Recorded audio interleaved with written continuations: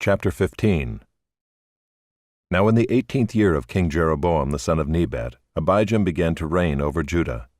He reigned for 3 years in Jerusalem. His mother's name was Maacah the daughter of Abishalom. And he walked in all the sins that his father did before him, and his heart was not wholly true to the Lord his God, as the heart of David his father. Nevertheless, for David's sake the Lord his God gave him a lamp in Jerusalem, setting up his son after him and establishing Jerusalem, because David did what was right in the eyes of the Lord, and did not turn aside from anything that he commanded him all the days of his life, except in the matter of Uriah the Hittite. Now there was war between Rehoboam and Jeroboam all the days of his life. The rest of the acts of Abijam and all that he did, are they not written in the book of the Chronicles of the kings of Judah? And there was war between Abijam and Jeroboam. And Abijam slept with his fathers, and they buried him in the city of David. And Asa his son reigned in his place. In the 20th year of Jeroboam king of Israel, Asa began to reign over Judah. And he reigned 41 years in Jerusalem. His mother's name was Maacah the daughter of Abishalom. And Asa did what was right in the eyes of the Lord, as David his father had done. He put away the male cult prostitutes out of the land, and removed all the idols that his fathers had made. He also removed Maacah his mother from being queen mother, because she had made an abominable image for Asherah. And Asa cut down her image and burned it at the brook Kidron. But the high places were not taken away. Nevertheless, the heart of Asa was wholly true to the Lord all his days. And he brought into the house of the Lord the sacred gifts of his father, and his own sacred gifts, silver and gold and vessels. And there was war between Asa and Baasha king of Israel all their days. Baasha king of Israel went up against Judah and built Ramah, that he might permit no one to go out or come in to Asa king of Judah. Then Asa took all the silver and the gold that were left in the treasures of the house of the Lord, and the treasures of the king's house, and gave them into the hands of his servants. And King Asa sent them to Ben-Hadad the son of Tabrimon, the son of Hezion king of Syria, who lived in Damascus, saying, Let there be a covenant between me and you, as there was between my father and your father. Behold, I am sending to you a present of silver and gold. Go, break your covenant with Baasha king of Israel, that he may withdraw from me. And Ben-Hadad listened to King Asa, and sent the commanders of his armies against the cities of Israel, and conquered Ijon, Dan, Abel-Beth-Maacah, and all Kinneroth, with all the land of Naphtali. And when Baasha heard of it, he stopped building Ramah, and he lived in Tirzah. Then King Asa made a proclamation to all Judah, none was exempt, and they carried away the stones of Ramah and its timber, with which Baasha had been building, and with them King Asa built Geba of Benjamin and Mizpah. Now the rest of all the acts of Asa, all his might, and all that he did, and the cities that he built, are they not written in the book of the Chronicles of the kings of Judah? But in his old age he was diseased in his feet. And Asa slept with his fathers, and was buried with his fathers in the city of David his father, and Jehoshaphat his son reigned in his place. Nadab the son of Jeroboam began to reign over Israel in the 2nd year of Asa king of Judah. And he reigned over Israel 2 years. He did what was evil in the sight of the Lord, and walked in the way of his father, and in his sin which he made Israel to sin. Baasha the son of Ahijah of the house of Issachar conspired against him. And Baasha struck him down at Gibbethon, which belonged to the Philistines, for Nadab and all Israel were laying siege to Gibbethon. So Baasha killed him in the 3rd year of Asa king of Judah, and reigned in his place. And as soon as he was king, he killed all the house of Jeroboam. He left to the house of Jeroboam not one that breathed, until he had destroyed it, according to the word of the Lord that he spoke by his servant Ahijah the Shilonite.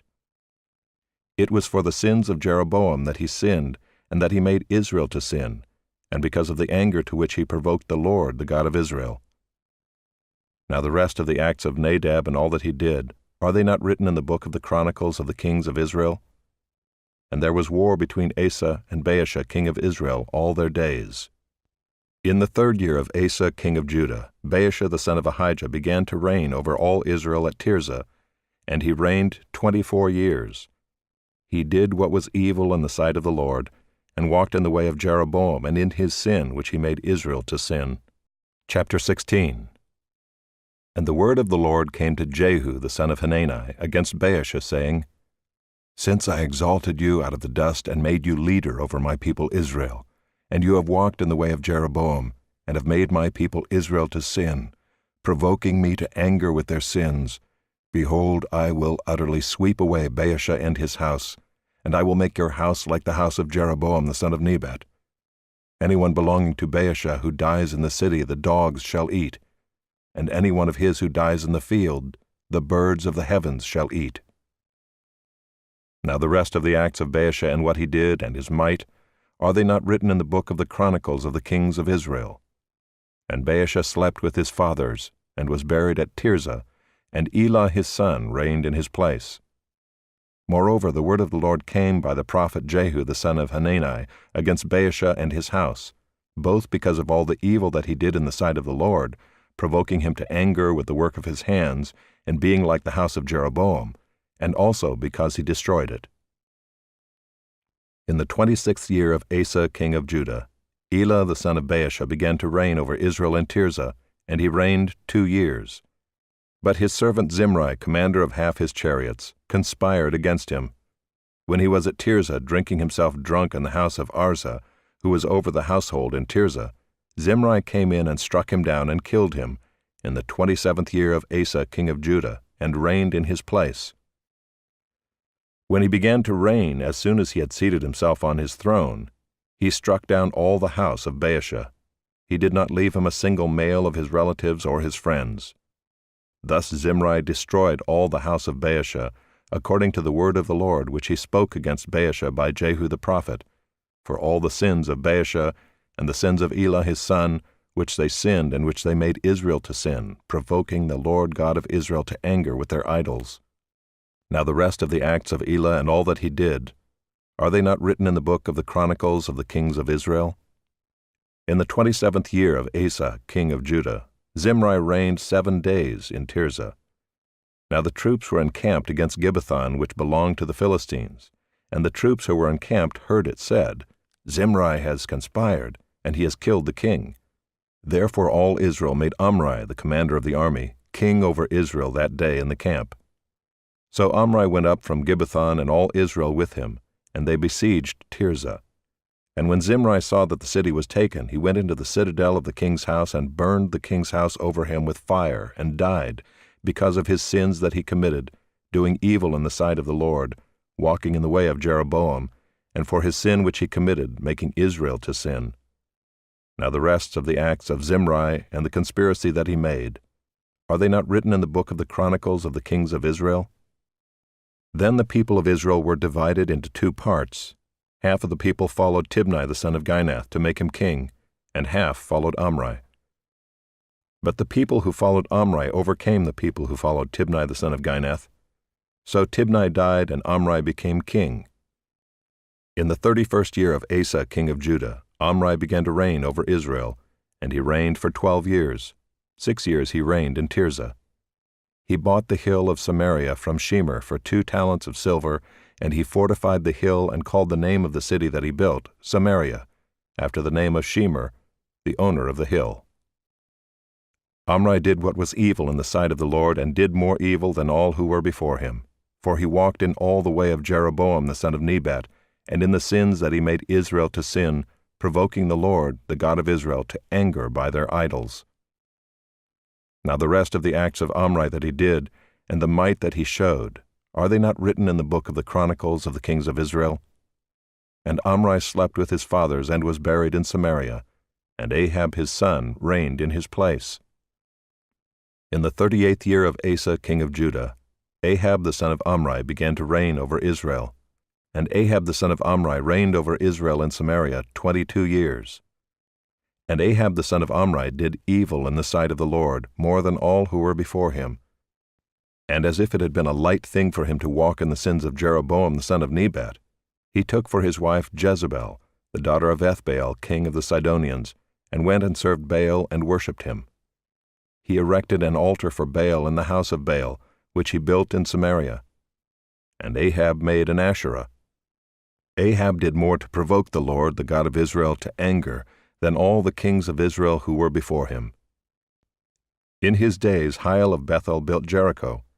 He laid its foundation at the cost of Abiram his firstborn, and set up its gates at the cost of his youngest son Segub, according to the word of the Lord, which he spoke by Joshua the son of Nun.